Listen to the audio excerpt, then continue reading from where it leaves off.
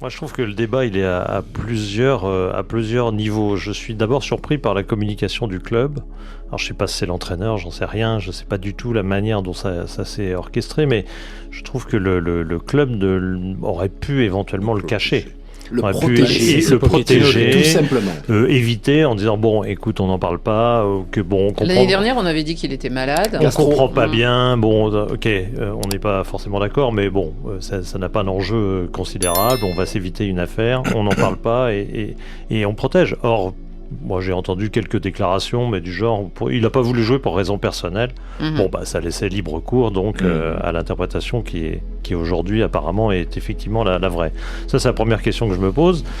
La deuxième question, oui, je connais bien l'Afrique, je sais que dans plein de pays c'est interdit, voire puni effectivement l'homosexualité, et donc ça pose un problème religieux qui plus est, donc ça pose effectivement un certain nombre de problèmes. En même temps, je sais pas, quand on est un peu ouvert et un peu libéré, je trouve que, on ne promeut pas. J'ai entendu plein de gens dire, il va quand même pas promouvoir l'homosexualité. Bah non. Mais ça avait rien à voir. C'était tous les joueurs du champ, donc ça voudrait dire l'homophobie, c'est exactement. C'est simplement une ouverture vis-à-vis d'une liberté qu'on respecte, sans être pour autant d'accord.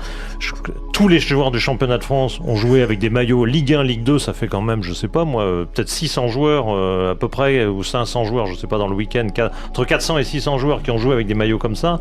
Pourquoi il y en a un que ça dérange à ce point-là? J'avoue que je comprends pas complètement.